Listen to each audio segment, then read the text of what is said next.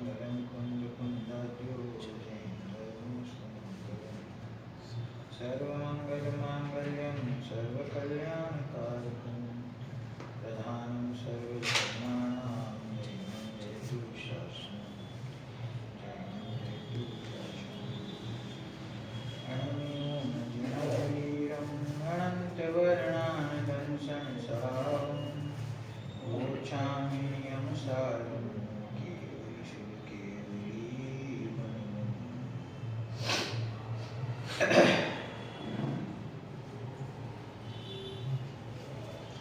નિયમ સારણ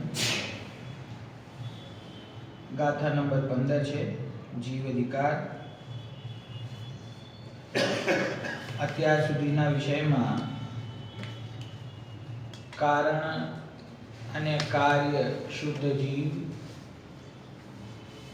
કારણ શુદ્ધ જ્ઞાનોપયોગ, કાર્ય શુદ્ધ જ્ઞાનોપયોગ,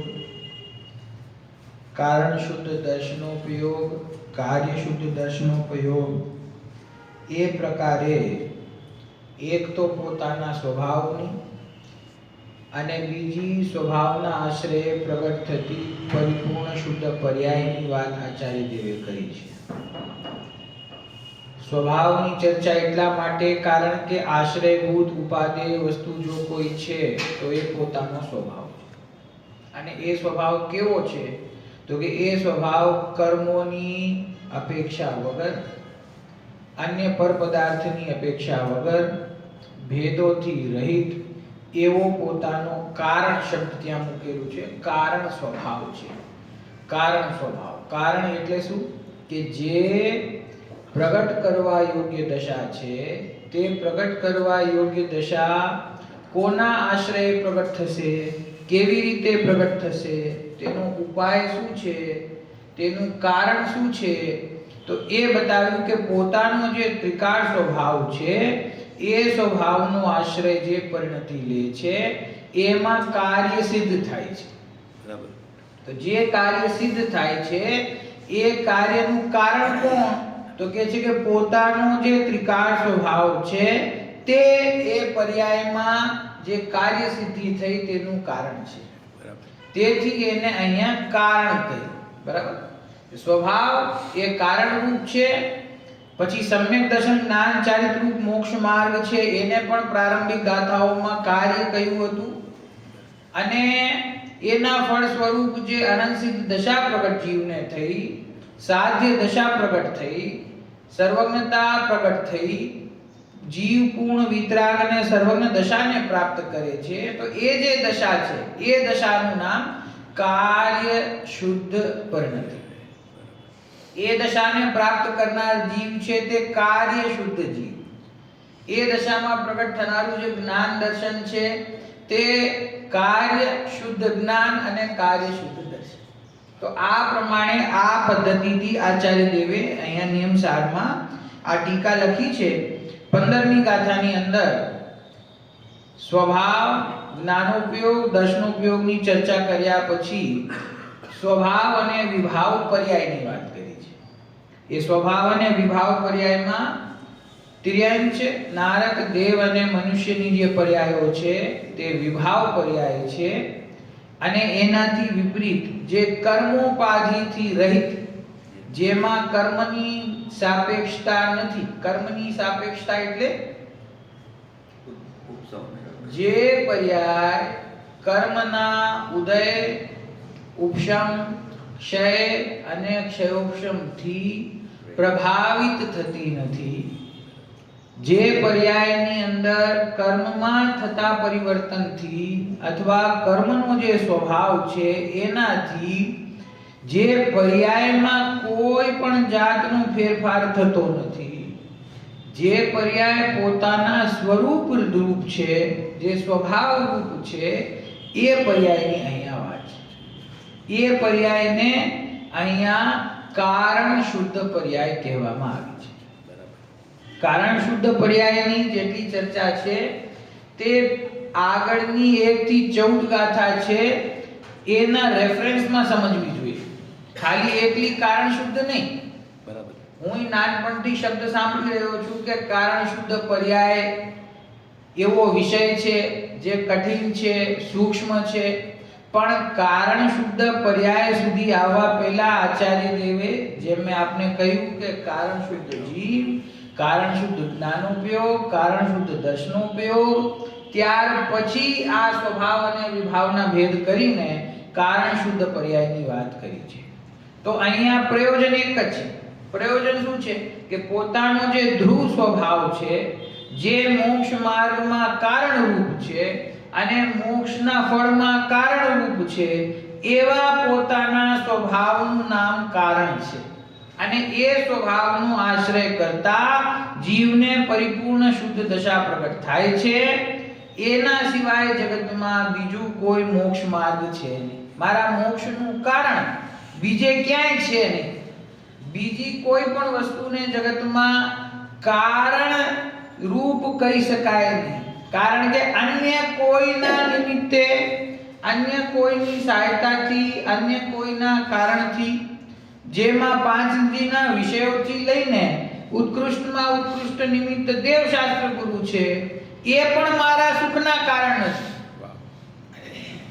જ્યારે પોતાના સ્વરૂપની વાત કરવામાં આવે છે ત્યારે બહારમાં રહેલા જેટલા પણ જ્ઞેય પદાર્થો છે એની સાથે સાથે જે પણ ઉત્કૃષ્ટ નિમિત્ત એવા દેવશાસ્ત્ર ગુરુને પણ પરદ્રવ્યની શ્રેણીમાં આચાર્ય દેવોએ રાખ્યા છે કે એમના નિમિત્તે પણ તને મોક્ષ માર્ગની પ્રાપ્તિ નહીં થાય, તને જે સુખ પ્રગટ થશે એનું કારણ દેવશાસ્ત્ર ગુરુ પણ નહીં બની શકે. તો કોણ બની શકશે? કે સ્વયં તારો જે આત્મા છે એ જ તારો કારણ છે, એ જ કારણ સ્વભાવ છે, એના સિવાય કોઈ કારણ સ્વભાવ છે નહીં. બરાબર? આ આપણી ગાથામાં જે વિષય ચાલી રહ્યો છે પહેલા પેરેગ્રાફમાં, જ્યાં કારણ શુદ્ધ પર્યાયની પરિભાષા આપી, એમાં કહ્યું, ફરીથી વાંચી જાઉં છું, 3-4 લીટી, પેજ નંબર 36 છે, નીચેથી 2 લીટી. અહીં સહજ શુદ્ધ નિશ્ચયથી અનાદિ અનંત અમૂર્ત અતિન્દ્રિય સ્વભાવવાળા અને શુદ્ધ એવા સહજ જ્ઞાન, સહજ દર્શન, સહજ ચારિત્ર, સહજ પરમ વિતરાગ સુખાત્મક શુદ્ધ અંતઃ તત્વ સ્વરૂપ જે સ્વભાવ અનંત ચતુષ્ટયનું સ્વરૂપ, તેની સાથેની જે પૂજિત પંચમ ભાવ પરિણતિ અર્થાત તેની સાથે તન્મયપણે રહેલી જે પૂજ્ય એવી પારિણામિક ભાવની પરિણતિ, તે જ કારણ શુદ્ધ પર્યાય છે એવો અર્થ છે. થોડી ચર્ચા આપણે કાલે કરી. પૂજ્ય ગુરુદેવશ્રીના પ્રવચનમાં જે આ કારણ શુદ્ધ પર્યાયને અથવા 47 શક્તિઓ સ્વરૂપ જે આત્મા છે એને સમજાવવા માટે કે કારણ શુદ્ધ પર્યાય શું છે એ સમજાવવા માટે જે કાલે આપણે થોડી ચર્ચા ઉપડી હતી કે દરિયાનો જે ચિત્ર બનાવવામાં આવે છે સમુદ્રનો, તો એ ચિત્રની ચર્ચા ગુરુદેવે પણ કરી. એમણે એટલું કહ્યું કે એક તો નીચે સમુદ્રનું પેટાળ છે, આ શું છે કે ધ્રુવ, કારણ શુદ્ધ પર્યાય, અને પછી કર્મ સાપેક્ષ પર્યાય. 3 વસ્તુ સમજાવવા માટે ચિત્ર છે. એક સમુદ્રનું પેટાળ છે, એક સમુદ્રના પેટાળની ઉપર એની એક એવી સપાટી છે કે જેમાં કોઈ લહેર નથી, સદ્રશ, અને એક એની ઉપર પછી પ્રત્યેક સમયે પલટાતી લહેર છે. 3 વસ્તુ છે એ ચિત્રમાં. બરાબર છે? ક્યાંક મળે તો લેતા આવજો, જોવાનું થાય કે ઘરે જઈને જોજો, જોયો જ છે બધાએ. બરાબર? તો જેમાં અનંત શક્તિઓ અંદરમાં શક્તિપણે રહેલી છે, બરાબર, એવો પોતાનો ત્રિકાળ ધ્રુવ સ્વભાવ છે. હવે એ ધ્રુવ સ્વભાવની એક સપાટી છે, પણ એ સપાટી કેવા માત્ર સપાટી છે? એ સપાટી સદ્રશ છે. સદ્રશ એટલે શું? એના જેવી, એક સરખી. તો કોના જેવી છે? કે જેવો સમુદ્રનો પેટાળ છે એવી જ છે. બરાબર. જેવી સમુદ્રની ગંભીરતા છે એવી જ છે. સમુદ્ર વિશે આપણે જાણીએ છીએ કે આ પ્રસિદ્ધ વાત છે કે સમુદ્રને તમે બહાર ઉભારીને જુઓ છો તો એમાં તમને આવતી જતી લહેરો દેખાય છે. કોઈને પણ એમ કહીએ કે સમુદ્ર શાંત છે તો સ્વીકાર જ ન થાય. આ ક્યાં શાંત છે? પણ એમાં તમે થોડા ઊંડા જાઓ અંદર 10 ફૂટ એટલે પાણી શાંત જ હોય, એમાં કોઈ લહેર હોય નહીં. બરાબર છે? તો એ સ્થૂળ ઉદાહરણ હંમેશા સ્થૂળ હોય છે. એ સ્થૂળ ઉદાહરણથી સૂક્ષ્મ સિદ્ધાંતને સમજાવવાનો પ્રયત્ન કરવામાં આવે છે, નહીં તો સિદ્ધાંતને સમજાવવો કઈ. તો એક સમુદ્રનું પેટાળ છે. પેટાળ એટલે નીચેનો ભાગ છે કે જ્યાં પાણી એકદમ ગંભીર રહેલું છે, જેની અંદર કોઈ લહેરની આવજાવ છે નહીં. બરાબર દાદા? એક તો એનું પેટાળ છે. પછી એ પેટાળથી ઉપર આવીએ તો જ્યાં લહેરો આવે છે એ લહેરો અને પેટાળની વચ્ચે એક લહેર છે. એક ત્યાં એક ભૂમિ નો કહેવાય, એટલે એક ત્યાં એવું સ્થાન છે કે જ્યાં એ સપાટી જે છે એ સપાટી સમુદ્ર સમાન સદ્રશ છે. આ ગુરુદેવ ઉદાહરણ આપે ને તો એનો ભાવ પકડવો પડે આપણે. સમજી ગયા? ગુજરાતીમાં અને દળ અને નીચેને તળ એમ કહીએ ગુજરાતીમાં. દળ અને નીચેની તળ. હા, એમ પણ કહી શકાય કે નીચે છે એ તળ છે, એ તળ છે, પછી એની ઉપર એનું દળ છે, અને દળની ઉપર છે ત્યાં પછી ઉપર લહેર છે.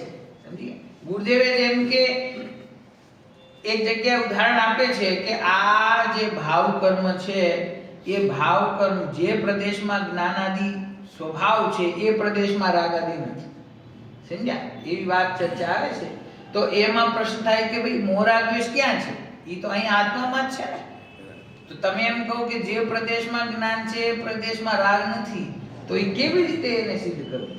તો ગુરુદેવ ઉદાહરણ આપ્યું કે જેમ કોઈ પર્વતનો મોટો પથ્થર હોય તો એ પથ્થર છે એ તો ઘન છે ને, સોલિડ છે, એની અંદર તો કંઈ ના હોય, પણ વરસાદ આવે તો પથ્થરની ઉપર નાના આટલા ઓલા ઉગી જાય. શું કહેવાય? ઝાડ કયો?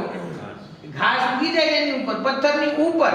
તો કે છે ઘાસ છે ને પથ્થરની અંદર નથી, પથ્થરની સપાટીએ છે. એવી જ રીતે મોરા દ્વેષના વિકારી ભાવ છે ને એ આત્માના પ્રદેશોમાં નથી, એની સપાટીએ છે. બરાબર. તો હવે આ ઉદાહરણમાં જે ભાવ કહેવા માંગે છે ને ભાવ આપણે પકડવો પડે. શું અહીંયા કહે છે?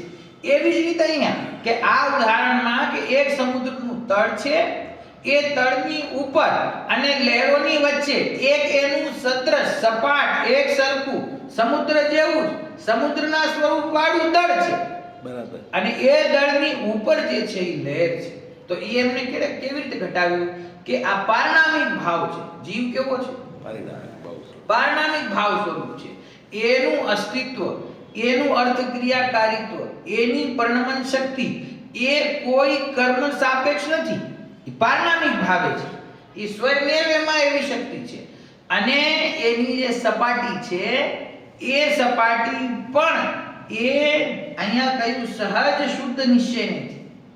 સહજ શુદ્ધ નિશ્ચય નથી એટલે કે ખરેખર જે અનંત ચતુષ્ટય સ્વરૂપ પોતાનો સ્વભાવ છે. અહીંયા કહ્યું અનંત જ્ઞાન, અનંત સુખ, અનંત દર્શન, અનંત વીર્ય, વિતરાગ, સુખાત્મક ચારિત્ર, એવો જે પોતાનો સ્વભાવ છે એ સ્વભાવની સાથે પૂજિત, એટલે કે જે પ્રમાણે પરંપરામિક ભાવ પ્રત્યેક સાધક જીવ માટે પૂજ્ય છે, તેવી જ રીતે આ કારણ શુદ્ધ પર્યાય એ કોઈ જુદી નથી, એ ઉત્પાદને રૂપ નથી, એ વ્યવહારનો વિષય નથી, એ ભેદરૂપ નથી, એ અનંત ચતુષ્ટય સ્વરૂપ પોતાનો જે ભગવાન આત્મા છે એની સાથે તન્મયપણે રહેલો આ ભાવ છે.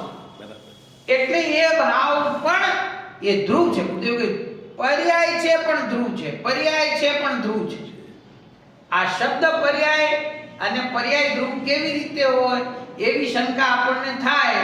એટલે ગુરુદેવે કહ્યું કે આવો, ગુરુદેવ કે આ સર્વજ્ઞ પરમાત્માની અગમ નિગમની વાતો છે, એમના પેટાળમાંથી નીકળેલી છે.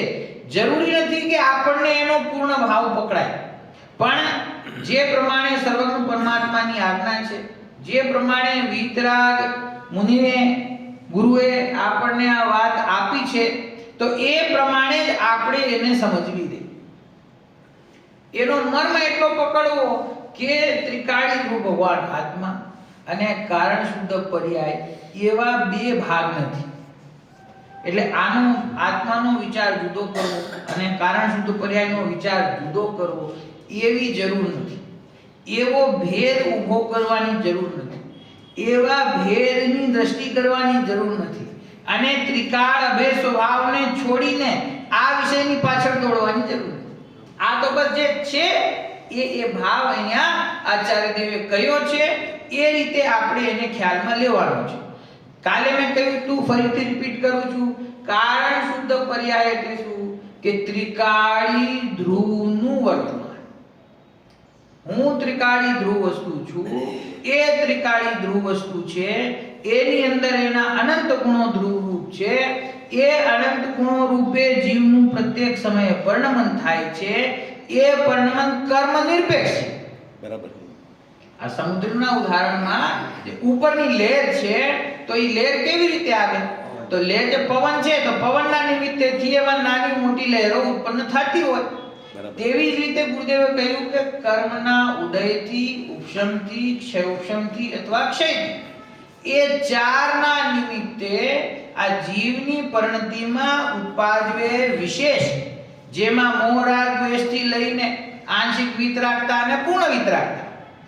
ઔદયિક ભાવ ચાલતો હોય તો મોહ રાગ દ્વેષના પરિણામ થાય. ઔપશમિક ભાવ ચાલે તો એમાં સમ્યક દર્શન આદિ વિશુદ્ધતા પ્રગટ થાય. શાયિક ભાવ થાય તો એને કેવળ જ્ઞાન આદિ પ્રગટ થાય. આ બધું જે કાંઈ થઈ રહ્યું છે એ ચારેયની અપેક્ષાથી રહિત હું પારણામિક સ્વભાવનું છું. અને એ કારણ શુદ્ધ પર્યાય જે છે એ પણ એ જ છે, એનાથી ભિન્ન કાંઈ નથી. બરાબર. બરાબર. ખ્યાલમાં આવે દાદા તો આ પાડજો, ના આવે તો કેજો ફરીથી, હજી સમજવાની જરૂર છે.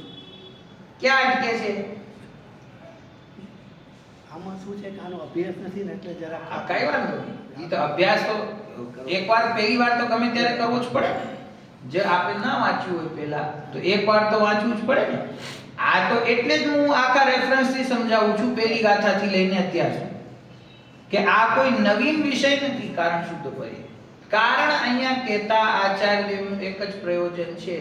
કારણ શબ્દ હું બોલું ત્યારે તમારે પોતાના ત્રિકાળી ધ્રુવ ભગવાન આત્માને પકડવું. બરાબર છે. એના આશ્રય કાર્ય થાય છે. આ બે ભાગ અહીંયા ચાલી રહ્યા છે. ભાઈ શુદ્ધ પરિણતિ છે. શુદ્ધ પરિણતિની વાત આવે, જ્યારે પણ શુદ્ધતાની વાત કરવામાં આવે તો બે વસ્તુ હંમેશા સામે આવે કે હું શુદ્ધ છું. તો કોઈને પ્રશ્ન થાય કે સાહેબ શુદ્ધ તો ખાલી સિદ્ધ પરમાત્મા છે. દ્રવ્ય કર્મ, ભાવ કર્મ, નો કર્મથી રહિત કોણ છે? સિદ્ધ પરમાત્મા. સંસારી જીવ એમ કહે કે હું શુદ્ધ છું તો કેવી રીતે કામ થાય? શુદ્ધતા તો કોને પ્રાપ્ત થયેલી છે? કે સિદ્ધ પરમાત્માને. તો કે છે જો સિદ્ધ પરમાત્મા છે ને એની જે શુદ્ધતા છે એ કાર્યરૂપ શુદ્ધતા છે. એને પ્રગટ થયેલી શુદ્ધતા છે. પરંતુ એ જે શુદ્ધતા પ્રગટ થઈ એનું કારણ કોણ? તો કે એક મારો સ્વભાવ છે એ પણ શુદ્ધ છે. તો એ જે અહીંયા શુદ્ધતા છે એ કારણ શુદ્ધતા છે અને વા પ્રગટ થઈ એ કાર્ય શુદ્ધતા છે. તો શુદ્ધતા બોલતા ખાલી આ સિદ્ધ પરમાત્માનો ખ્યાલમાં આવવા જોઈએ. એ સિદ્ધ પરમાત્મા સમાન હું છું, એનું નામ કારણ શુદ્ધતા. હવે હું અત્યારે વર્તમાનમાં અજ્ઞાની છું અને મને સિદ્ધ દશા પ્રગટ કરવી છે, પરમાત્મા દશા પ્રગટ કરવી છે, તો કોના આશ્રય થશે? કે પરમાત્માનો આશ્રય લઈએ તો પરમાત્મા દશા પ્રગટ થશે. વિતરાગ ભાવનો આશ્રય લઈએ તો પરમાત્મા દશા પ્રગટ થશે. તો કે એ વિતરાગ ભાવ આવ્યો ક્યાંથી? એ પરમાત્મા દશા આવી ક્યાંથી? એ સિદ્ધ ભગવાન બન્યા કોના કારણે? કે અહીંયા કારણ છે, બહારમાં કઈ કારણ છે નહીં. એ જે કારણરૂપ શુદ્ધતા છે, કારણરૂપ પરિપૂર્ણતા છે, કારણરૂપ અનંત ચતુષ્ટય છે, એવી મારી શુદ્ધતા, પરિપૂર્ણ વસ્તુ, પરિપૂર્ણ સ્વભાવ એ અનાદિ અનંત અહીંયા પ્રગટ છે. અને એ જે શુદ્ધ સ્વભાવ જે છે એ શુદ્ધ સ્વભાવને સદ્રશ એની એક જો કારણ શુદ્ધ પર્યાયમાં બતાવે છે શું અને આપણે સમજીએ છીએ શું. આચાર્ય એમ બતાવવા માંગે છે કે એ જે ત્રિકાળ વસ્તુ છે, એના ત્રિકાળ અનંત ગુણ છે, એનું જે પરિણમન છે ને એ સ્વાભાવિક પરિણમન પોતાના આત્માની સદ્રશ છે. એ પોતાના સ્વભાવ રૂપ છે. એમાં પણ કર્મના ઉદય ઉપશમ છે ઉપશમની જરૂર નથી. એમ સમજાવવા માટે આ કારણ શુદ્ધ પર્યાય બતાવે. તો આપણે એને બીજી દ્રષ્ટિએ પકડી કે આત્માનો કોઈ વિશેષ ભાવ છે, એ કારણ શુદ્ધ પર્યાય પણ કઈ રીતે દ્રષ્ટિનો વિષય છે, કઈ રીતે નથી, સપાટી છે, એ બધું ભૂલી જાવ ને. અપરિણામીમાં પરિણામી બતાવ્યું સમજી. એવું નથી ને. અપરિણામીમાં પરિણામી નથી. અપરિણામી અને પરિણામી બે શબ્દ છે ને. તો હું અહીંયા હંમેશા સોગાનંદી સાહેબના વાક્યને યાદ કરું છું કે જીવ બે પ્રકારે છે, અપરિણામી છે અને પરિણામી છે. એમ કહેવું અમને ગમતું નથી. અપરિણામી અને પરિણામી. અપરિણામી દ્રષ્ટિનો વિષય અને પરિણામ જ્ઞાનનો વિષય. એ પરિણામ અને અપરિણામી મળીને પ્રમાણનો વિષય બને છે, પણ પરિણામી નહીં. કેમ કે પરિણામી કહેતા પરિણામનું કર્તૃત્વ આવી જાય છે. પરિણામી કહેતા પરિણામનું સ્વામીપણું આવી જાય છે. ભાઈ મને મોરા દ્વેષના વિકારી ભાવ પ્રગટ થાય છે, વિકારી પરિણામ થઈ ગયા છે ને, તો એ વિકારી પરિણામ રૂપે પરિણમી કોણ રહ્યું છે? હું જ પરિણમી રહ્યો છું. તો પ્રમાણની દ્રષ્ટિએ શું કહેવાય કે આ જીવ છે, ક્રોધી છે, અજ્ઞાની છે, વિકારી છે. તો એવો શબ્દ બોલતા શું થાય કે જે વિકાર ભાવ થયો એનો કર્તા અને એનો સ્વામી તે આ અજ્ઞાની જીવ છે. એમ થયું. તો એમની શૈલી એવી હતી કે તમે આત્માને આ રાગનો કર્તા છે એવું લાંછન શું કામ લગાવો છો? તમે એમ પકડો કે છે તો રાગનો કર્તા, એમાં તો કોઈ જાતનું વિકારનું પરિણમન છે જ નહીં, છતાં પણ એની બહિર્લક્ષી પરિણતિમાં એક સમયમાં વિકારી ભાવ થાય છે. તો એ વિકારી ભાવ કોનો છે? તો કે પ્રમાણ દ્રષ્ટિએ આત્માનો છે. તો એ તેથી વિકારી ભાવનું પરિણામ અને પરિણામી નહીં, એ વિકાર ભાવથી જુદો અપરિણામી, એ બંને મળીને પ્રમાણ જ્ઞાનનો વિષય છે. આ દ્રવ્ય ગુણ પર્યાય સહિત આત્મા. બરાબર. એવી જ રીતે અહીંયા કારણ શુદ્ધ પર્યાય કહી તો કે કારણ શુદ્ધ પર્યાય કહેતા પરિણામી અને ત્રિકાળી ધ્રુવ કહેતા અપરિણામી, કે એમ નહીં લેવાનું. એવું સ્વરૂપ નથી. આ જો પરિણામી તો ક્યારે કહેવાય કે જ્યારે એમાં ઉત્પાદવે થતું હોય તો પરિણામ કહેવાય, અને એ પરિણામથી સહિત પરિણામી કહેવાય. આ તો અહીંયા કે જે ધ્રુવ રૂપ છે, કારણ રૂપ છે, પરંપરાનામિક ભાવ રૂપે છે. તો પરંપરાનામિક કયું? ત્યાં પરિણામનો અભાવ થઈ ગયો. કારણ રૂપે રહેલી વસ્તુ છે ને, ધ્રુવ વસ્તુ છે, ત્રિકાળ વસ્તુ છે. જો એની અંદર ઉત્પાદનું પરિણામ હોય તો પછી એ દ્રષ્ટિનો વિષય કેવી રીતે? દ્રષ્ટિનો વિષય તો અપરિણામ, દ્રષ્ટિનો વિષય એક રૂપ, અભેદ રૂપ. એમાં જો તમે પરિણામ નાખો તો પછી એક સમયની આયુ થઈ જાય એની. તો એનું લક્ષ્ય કેવી રીતે કરવું? બરાબર છે ને. તો કારણ શુદ્ધ પર્યાય = ત્રિકાળી ધ્રુવ. એ બસ એટલી વાત છે. ત્રિકાળી ધ્રુવનું વર્તમાનમાં જે જીવને અનુભવ થાય છે તો કે છે એનું નામ કારણ શુદ્ધ પર્યાય છે. બરાબર. સમુદ્રમાં કોઈ ગોતા મારવા જાય તો ઉપરથી અંદર જાય તો એ આપણે સમજવા માટે દળ ને તળ ને ગમે એ સમજીએ, પછી અંદર જાય એને ખ્યાલ આવે કે આમાં સતર સપાટી ક્યાં છે અને એનું તળ ક્યાં છે. એવો કોઈ ભેદ ખ્યાલમાં આવે? નો ખ્યાલમાં આવે. આત્માને આત્મા ઉપાદેય થાય છે, ત્યાં પછી કોઈ બીજો ભેદ એને કઈ ખ્યાલમાં આવતો છે. ભેદ ખ્યાલમાં આવે તો આત્મા નથી પકડાતો, આત્મા અનુભવમાં આવે તો ભેદ નથી ખ્યાલમાં આવતો. એવું આ અદ્ભુત સ્વરૂપ છે. જ્યાં સુધી જ્ઞાનમાં ત્રિકાળી ધ્રુવ ભગવાન આત્મા, એના ગુણ અને એનું પરિણામ, એની સ્વરૂપની સ્પષ્ટતા નથી હોતી કે આ કઈ રીતે આ સિસ્ટમ કામ કરી રહ્યું છે, એ જ્યાં સુધી ખ્યાલમાં નથી આવતું ત્યાં સુધી બધા ભેદો સમજવા કાર્યકારી છે. અને જ્યારે એ સમજાઈ જાય છે, એ સમજ્યા પછી પ્રત્યેક ભેદ ગૌણ થઈ જાય છે. ભલે એ પરદ્રવ્યનો હો, પર્યાયનો હો, રાગાદી ભાવનો હો, પોતાના ગુણોનો હો કે આ કારણ શુદ્ધ પર્યાયનો, એ બધા ભેદ ત્યાં ગૌણ થઈ જાય છે. એક પણ ભેદને ઊભો રાખે તો એને નિર્વિકલ્પ અનુભવ થતો આ એવી વાત છે. સર્વ આ જે ભગવાને કીધું સર્વ અવસ્થાને વિશે નિયારો સદા જણાય એ આ કારણ શુદ્ધ ઈ પર્યાય કારણ શુદ્ધ પર્યાય, કારણ શુદ્ધ પર્યાય નહીં. સર્વ અવસ્થાને વિશે ન્યારો જણાય કે પોતાનો ત્રિકાળીનો ભગવાન આત્મા. આત્મા સર્વ અવસ્થા શબ્દ આવ્યો. અવસ્થા એટલે આ જે કર્મના ઉદય ઉપસમ છે એને કહેવાય અવસ્થા. અવસ્થા એ અવસ્થાઓથી રહિત કોણ છે? મારો આત્મા હું છું. એ જ સ્વભાવનું એક બીજું નામ અહીંયા રાખી દીધું, કારણ શુદ્ધ કારણ પર્યાય. એટલે એમાં અટકવાની જરૂર નથી. આ કોઈ જુદો વિષય નથી. ના ના બસ. ભાઈ જેમ કે ક્રમબદ્ધ પર્યાય છે ને, જો ઉદાહરણ તમને સમજો. ક્રમબદ્ધ પર્યાય છે તો ક્રમબદ્ધ પર્યાયની જ્યારે ચર્ચા આવી સામે છે તો ગ્રંથમાં ક્રમ નિયમિત શબ્દ છે, એને સમજાવવા માટે, સરળ કરવા માટે આ વાત બહાર આવી કે આ જે થાય છે એ બધું ક્રમબદ્ધ થાય છે. તો ક્રમબદ્ધ શું છે? તો કે કોઈ પણ કાર્ય થાય છે એ કાર્ય કેવી રીતે થાય છે કે જે ક્રમમાં થવાનું છે એ ક્રમમાં બદ્ધ છે, બંધાયેલું છે. એ જે કાર્ય જે સમયે થવાનું છે એ સમયે થાય છે. તો પ્રશ્ન એવો ઊભો થયો કે આ નવી વાત કાઢી તો પુરુષાર્થ ક્યાં રહ્યો? જે સમયે જે થવાનું છે એ જ થાય છે, તો પછી જીવનો પુરુષાર્થ શું? તો આ એક નવો વિષય કાઢ્યો મુમુક્ષુએ, ક્રમબદ્ધ પર્યાય. પણ કે તમે નથી શાસ્ત્ર વાંચતા તો અમે શું કરીએ? આ ક્રમબદ્ધ પર્યાય 5 સમવાય રૂપ સિદ્ધાંતનો એક અંશ. આ કોઈ જુદો સિદ્ધાંત નથી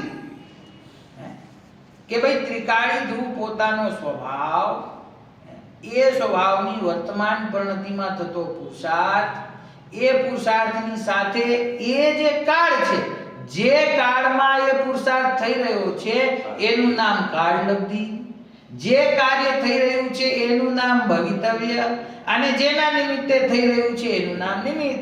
આ 5 સમવાય મળે છે ત્યારે કાર્ય થાય છે, અમે એમ કહીએ છીએ. એમાં તમારો પ્રશ્ન એમ છે કે કાળ ના આવ્યો હોય તો પુરુષાર્થથી કામ થઈ શકે? તો એના જવાબમાં કહેવામાં આવ્યું કે ના ભાઈ, બધું ક્રમબદ્ધ છે. એ પ્રત્યેક ક્ષણમાં એની જે દ્રવ્યની જે પર્યાય જે રીતે થવાની છે તે નિશ્ચિત છે. તો તમે પકડી લીધું કે આ ક્રમબદ્ધ પર્યાય નવું કાઢ્યું.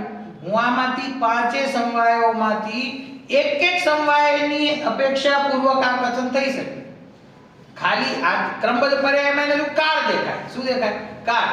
જે સમયે જે થવાનું છે એ નિશ્ચિત છે એમ આ લોકો કહે છે, તો એ સાચી વાત નથી. ભવિષ્ય તો આપણા હાથમાં છે કે નહીં?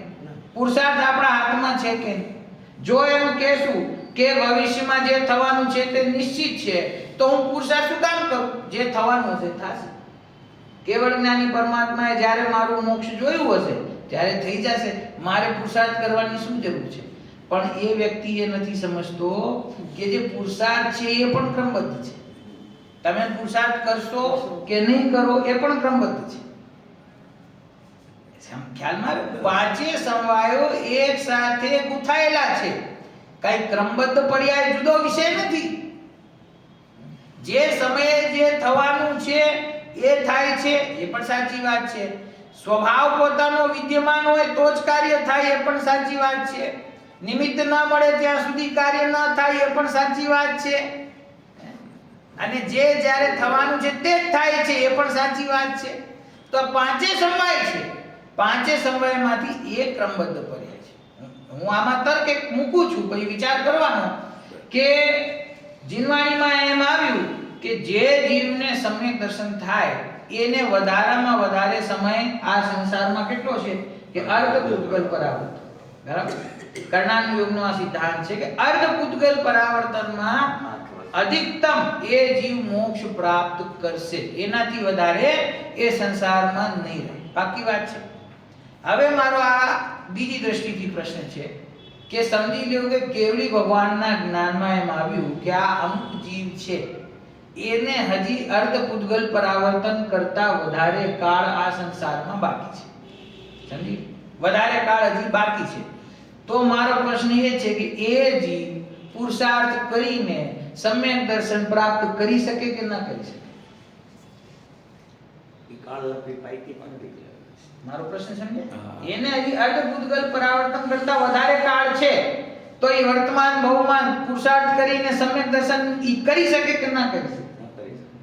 તો પછી પુરુષાર્થનું શું થયું? નિષ્ક્રિય હે? નિષ્ક્રિય થઈ જાય કે નથી થાય. કોણ નિષ્ક્રિય થાય? ઈ જ કહું છું ને. તો પુરુષાર્થ પ્રગટ નહીં થાય ને ત્યારે. નહીં. કેમ? કેમ કે એની કાળ લગતી બાકી નથી, હજી એની ભવિતવ્ય આવી નથી, તો એને પુરુષાર્થ પણ ઉપડતો નથી. હવે આ જીવ એમ સમજે છે કે કાળ લબ્ધિનો જે નિયમ અને પુરુષાર્થ એ બંને વિપરીત દિશામાં છે. વિપરીત નથી, એ ભેગા સંકળાયેલા છે. આનો સાવ સરળ ઉદાહરણ આપું કે હું 10માના એક્ઝામમાં હું ફર્સ્ટ આવીશ કે નહીં આવીશ, બોલો એ નિશ્ચિત છે કે નહીં? ભગવાનના જ્ઞાનમાં જણાવ્યું છે કે નહીં કે આ આખા મોરબીમાં ફર્સ્ટ આવશે, તો ઈ હું આવીશ કે નહીં આવું ઈ નિશ્ચિત છે. હું પાસ થઈશ કે ફેલ થઈશ ઈ નિશ્ચિત છે કે નહીં? નિશ્ચિત છે ને. તો હું એમ કહું કે હું શું કામ અભ્યાસ કરું? મારે ફર્સ્ટ આવવાનું હશે તો હું મારી મેળે આવી જ જઈશ, અને નહીં આવવાનું હોય, ફેલ થવાનું હશે તો ગમે તેટલો વાંચીશ તોય ફેલ જ થઈશ, કેમ કે ભગવાનના જ્ઞાનમાં તો આવી ગયું છે હું ફેલ થઈશ. એમ નથી આવ્યું. એના જ્ઞાનમાં એમ આવ્યું છે કે આ નહીં વાંચે અને ફેલ થશે, અને આ મહેનત કરશે અને ફર્સ્ટ આવશે. ઈ જે પુરુષાર્થ છે ઈ પણ તો ભગવાનના જ્ઞાનમાં જણાવ્યું છે ને, કે ખાલી ફળ જણાવ્યું છે. બરાબર. આ શું છે? સૂક્ષ્મ વિચાર ન કરે ને તો એને એમ થાય કે જે ફળ છે અંતિમ, ઈ ફળ તો ભગવાનના જ્ઞાનમાં જણાય છે, અને એની જે પ્રોસેસ છે એને જણાય. પાંચેય સમવાય ભગવાનના જ્ઞાનમાં જણાય. પાંચે સમવાય જણાઈ રહ્યા છે, અને એ વસ્તુનું સ્વરૂપ છે. એ આખું વર્ષ વાંચશે નહીં, રખડશે, એક્ઝામમાં બરાબર અભ્યાસ નહીં કરે, લખશે નહીં બરાબર, ઈ ફેલ થશે. એની જે પ્રોસેસ છે ઈ પણ નિશ્ચિત છે ને. ખાલી ફેલ થવું નિશ્ચિત નથી. જેને ફર્સ્ટ આવવાનું છે એ નિરંતર અભ્યાસ કરશે, રમતમાં સમય નહીં કાઢે તો એ પ્રથમ આવશે. એનો પુરુષાર્થ પણ નિશ્ચિત છે ને. જો તો આ રીતે વિષયને સમજતા નહીં હોવાથી આવી આ પ્રકારની શંકાઓ ઊભી થાય છે. એ વિષયને સમગ્રતાથી સમજે ને તો એને શંકા ઊભી ન થાય. આ એવું જ છે. આ ક્રમબદ્ધ કારણ શુદ્ધ પર્યાય છે. આગળ પાછળનું કાંઈ ન જોવે, ખાલી 15મી ગાથા ખોલે અને પછી પંચમ ભાવની પરિણતિ, પંચમ ભાવની પરિણતિ, તો એમાં ઈ ગોટાળે ચડી જાય છે. તો ઈ શું થાય? ગુરુએ જેટલું સમજાવ્યું હોય, ગ્રંથમાં જેટલું લખેલું હોય એના કરતા વધારે પોતાની બુદ્ધિ વાપરે. એના કરતા વધારે બુદ્ધિ વાપરીને કે હું આમાંથી કઈ વિશેષ અર્થ કાઢી લઈશ, એટલે ઈ ઘણા બધા પ્રયત્ન કરતો હોય અને ગોટાળે છે. ગુરુદેવે 2-3 વાર કહ્યું પ્રવચનમાં કે આની અમે થોડી ચર્ચા પહેલા કરી હતી, 2-3 વિદ્વાનો સાથે ચર્ચા થઈ, તો કે ઈ ગોટાળે ચડી ગયા છે. એટલે ઈ કે પછી આનો કોઈ વિસ્તાર અમે કરતા નથી. કેમ?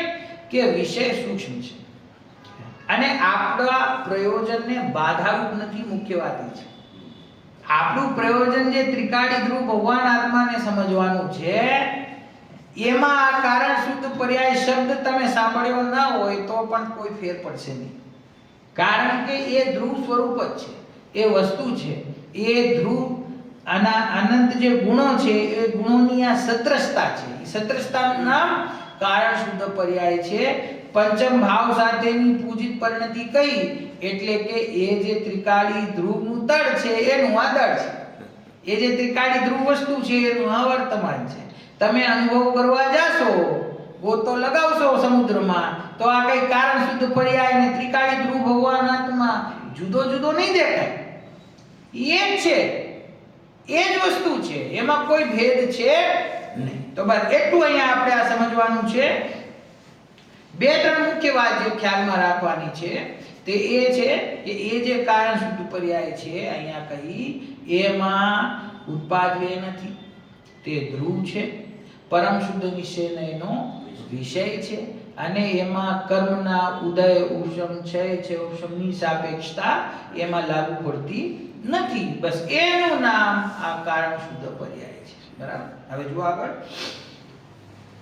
સાદી અનંત અમૂર્ત અતીન્દ્રિય સ્વભાવ વાળા શુદ્ધ સદ્ભૂત વ્યવહારથી કેવળ જ્ઞાન, કેવળ દર્શન, કેવળ સુખ, કેવળ શક્તિ યુક્ત ફળ રૂપ અનંત ચતુષ્ટય. ઓલા કેવા હતા? સ્વભાવ રૂપ અનંત ચતુષ્ટય. આ ફળ રૂપ અનંત ચતુષ્ટયની સાથેની એટલે કે અનંત ચતુષ્ટયની સાથે તન્મયપણે રહેલી જે પરમોત્કૃષ્ટ ક્ષાયિક ભાવની શુદ્ધ પરિણતિ. ઓલી કઈ પરિણતિ હતી? પંચમ ભાવની શુદ્ધ પરિણતિ, આછાયિક ભાવની શુદ્ધ પરિણતિ, તે જ કાર્ય શુદ્ધ પર્યાય છે. આ ઓલું કારણ શુદ્ધ પર્યાય, આ કાર્ય શુદ્ધ પર્યાય છે. કે કાર્ય શુદ્ધ પર્યાય કઈ છે?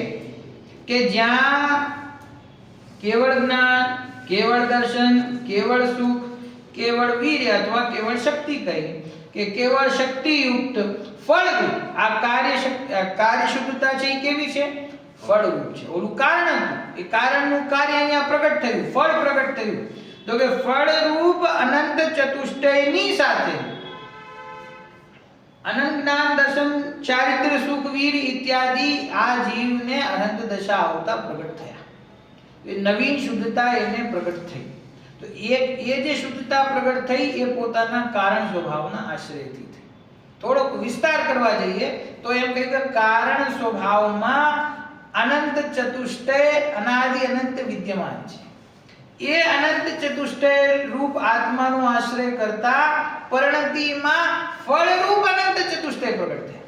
ઓલા કારણ રૂપ હતા અથવા કે બીજ રૂપ હતા, એ બીજનું વૃક્ષ થયું, વૃક્ષનું ફળ પ્રગટ થયું. બરાબર હે ને? તો એ પહેલા અનંત ચતુષ્ટય રૂપ પોતાનો સ્વભાવ, એ સ્વભાવનો આશ્રય કરતા પૂર્ણ શુદ્ધ પરિણતિમાં અનંત ચતુષ્ટય ફળરૂપ હવે એને પ્રગટ થયા જીવને.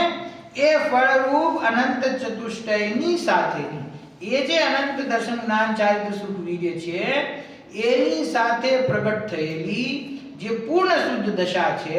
પણ હવે એ દશા કેવી છે? જે પરમોત્કૃષ્ટ ક્ષાયિક ભાવની શુદ્ધ પરિણતિ. ઓલી પંચમ ભાવ એટલે કે પારણામિક ભાવની સાથે તન્મયપણે રહેલી પરિણતિ. અહીંયા કે છે જે ક્ષાયિક ભાવ અનંત ચતુષ્ટયની સાથે તન્મયપણે રહેલી ક્ષાયિક ભાવની શુદ્ધ પરિણતિ. આ કેવી શુદ્ધતા છે? નવી પ્રગટ થયેલી શુદ્ધતા. જ્યાં ઘાતી કર્મોનો સર્વથા ક્ષય થયો છે, એ ક્ષયથી જે શુદ્ધતા પ્રગટ થાય છે એને ક્ષાયિક કહેવાય. ક્ષાયિક ભાવ એટલે શું? ઘણી વાર આપ શબ્દ આવે ને કે કેવળ જ્ઞાન છે, કેવો ભાવ છે? કે ક્ષાયિક ભાવ છે. તો ક્ષાયિક ભાવ એટલે જ્ઞાનાવરણી, દર્શનાવરણી, મોહની ને અંતરા, એ જે ઘાતી કર્મો હતા એ ઘાતી કર્મોના ક્ષયથી પ્રગટ થયેલો ભાવ. ઉપશમથી નહીં. ઉપશમ દબાવીને અનંત પરમાત્મા નથી થયા. ક્ષયોપશમથી નહીં, પણ ક્ષયથી. એ જેટલી પણ કર્મ પ્રકૃતિઓ હતી એની, એ સમસ્ત કર્મ પ્રકૃતિઓનો ક્ષય કરવાથી આ અનંત ચતુષ્ટય પ્રગટ થયા. તો તેથી જે અનંત ચતુષ્ટય છે એ કેવો ભાવ છે? એ ક્ષાયિક ભાવ છે. અને એક કારણરૂપ અનંત ચતુષ્ટય ભાવ છે એ કેવો ભાવ છે? પારણામિક ભાવ છે. જે પારણામિક ભાવ છે એ કારણ છે, એ ક્ષાયિક ભાવ છે એ કાર્ય છે. શંકા થાય છે કે ભાવમાં પણ કારણ કાર્ય આવી ગયું.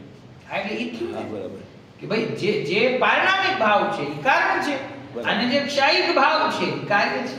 બરાબર 320 ગાથા છે સમયસારની, એમાં જે આ જયસેનાચાર્ય દેવની ટીકા છે જે પ્રસિદ્ધ ગુરુદેવને પ્રિય, તો એ આખી ગાથામાં આ જ વિષય છે કે આ જેટલો કાંઈ સંસાર છે એ બધો ઔદયિક ભાવ, એનો કરતા કોણ છે? એ ગાથા શું છે કે જેમ નેત્ર છે એ કાંઈ કરતો નથી, માત્ર જાણે છે, તે જ રીતે જ્ઞાન પણ કાંઈ કરતું નથી. કાંઈ એટલે તો કે બંધને, મોક્ષને, આશ્રવ, સંવર, નિજરાને કોઈને કરતો નથી, માત્ર જાણે છે. તો બંધને પણ જાણે છે ને મોક્ષને પણ જાણે છે, કરતો નથી. તો એનો વિસ્તાર શું કર્યો આચાર્ય કે જ્ઞાન એટલે આ સહજ જ્ઞાન. સહજ જ્ઞાન એટલે પોતાનું ત્રિકાળી ધ્રુવ કારણ પરમાત્મા. હવે જો અહીંયા તો કારણ પરમાત્મા કહ્યું છે, એ 320 ગાથામાં અકારણ પરમાત્મા કહ્યું છે. આજે અરહત સિદ્ધ દશા પ્રગટ થઈ, કાર્ય દશા પ્રગટ થઈ, એનું કારણ કોણ? તો કે કારણ કોણ છે કે પોતાનું ત્રિકાળી ધ્રુવ ભગવાન આત્મા. તો ત્રિકાળી ધ્રુવ ભગવાન આત્માના આશ્રયથી પર્યાયમાં એવો સ્વભાવ પ્રગટ થયો, તેથી એને કારણ કહેવામાં આવે છે. પરંતુ ખરેખર હજી ઊંડાણમાં વિચાર કરતા તો આચાર્ય દેવ કહે છે કે આ સંસારમાં જેટલો આશ્રવ બંધ છે એનું કારણ કોણ છે? તો કે ઔદયિક ભાવ. તો કે ઠીક, સમ્યક દર્શન થાય અને ચારિત્ર્યની વૃદ્ધિ થાય એનું કારણ કોણ છે? તો કે ઔપશમિક અને છાવશમિક ભાવ. અને કે મોક્ષ પ્રગટ થાય એનું કારણ કોણ છે? તો કે છાયિક ભાવ. તો કે પછી આત્મા શું કરે છે? એ આત્મા આ બધું જે કંઈ થાય છે ને એને જાણે છે, કરતો કાંઈ નથી. યોદિક, ઔપશમિક, છાયિક, છાયોપશમિક કોઈ પણ ભાવનો કરતા નથી, બંધનો પણ કરતા નથી, એ જ ન્યાયથી મોક્ષનો પણ કરતા નથી. એ બંધ અવસ્થામાં પણ જેવો છે, મોક્ષ અવસ્થામાં પણ એવો જ છે. બંધ અવસ્થામાં બંધથી ભિન્ન છે, આંશિક શુદ્ધતામાં આંશિક શુદ્ધતાથી ભિન્ન શુદ્ધ છે, પૂર્ણ શુદ્ધતામાં નવીન પ્રગટ થયેલી પૂર્ણ શુદ્ધતાથી ભિન્ન અનાદિ શુદ્ધ છે. સિદ્ધ દશામાં જે એને સિદ્ધ દશાથી એના સ્વભાવમાં કોઈ ફેર પડતો જ નથી.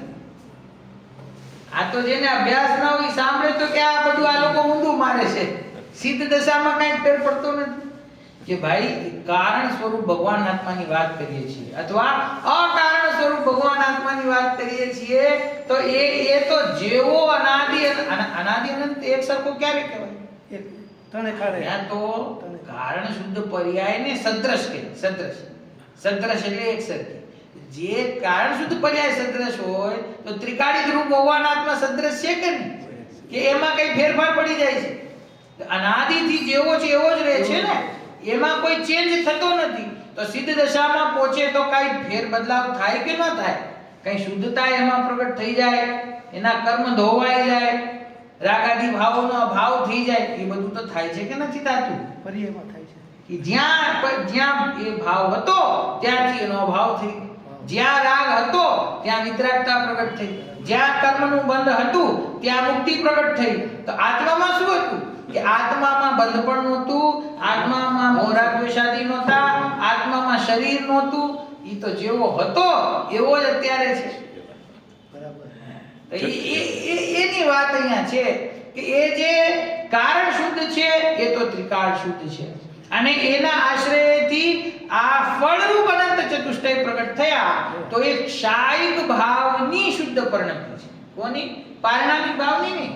પારણામિક ભાવની પરિણતિ કારણરૂપ છે અને ક્ષાયિક ભાવની પરિણતિ કાર્યરૂપ છે. તો ક્ષાયિક ભાવની જે શુદ્ધ પરિણતિ છે તે જ કાર્ય શુદ્ધ પર્યાય છે. જો અહીંયા સ્ટાર માર્ક મૂક્યો છે, ફૂટનોટ આપ્યું છે, નીચે વાંચી લઈએ એકવાર. સહજ જ્ઞાનાદિ સ્વભાવ અનંત ચતુષ્ટય યુક્ત કારણ શુદ્ધ પર્યાયમાંથી કેવળ જ્ઞાન આદિ અનંત ચતુષ્ટય યુક્ત કાર્ય શુદ્ધ પર્યાય પ્રગટે છે. પૂજનીય પરમ પારણામિક ભાવ પરિણતિ તે કારણ શુદ્ધ પર્યાય છે અને શુદ્ધ ક્ષાયિક ભાવ પરિણતિ તે કાર્ય શુદ્ધ પર્યાય છે. બંને પ્રકારની શુદ્ધતા અહીંયા સમજાવી છે. જે ત્રિકાળ શુદ્ધતા છે એની પણ વાત કરી અને નવીન શુદ્ધતા છે એની વાત કરી. ત્રિકાળ શુદ્ધતા એટલે કે અનાદિ અનંત અને નવીન શુદ્ધતા એટલે કે સાદી અનંત. પ્રગટ થાય છે પછી અનંત કાળ સુધી રહે છે પણ એ અનાદિકાળથી નથી. અને મારો જે સ્વભાવ છે તે અનાદિકાળથી શુદ્ધ છે, અનંત કાળ સુધી એવો ને એવો શુદ્ધ રહે છે. તો જે અનાદિ અનંત શુદ્ધ છે તે હું છું અને જે સાદી અનંત છે તે હું નથી. એના આશ્રય પ્રગટ થતી પરિણતિ છે. શુદ્ધ ભાવના આશ્રય પ્રગટ થઈ માટે એને પણ શુદ્ધ કહી, પરંતુ ઉપાદેય કઈ શુદ્ધતા છે? પોતાનો જે મૂળ ત્રિકાળી ધ્રુવ ભગવાન આત્મા છે તે આશ્રય કરવા યોગ્ય ઉપાદેય છે.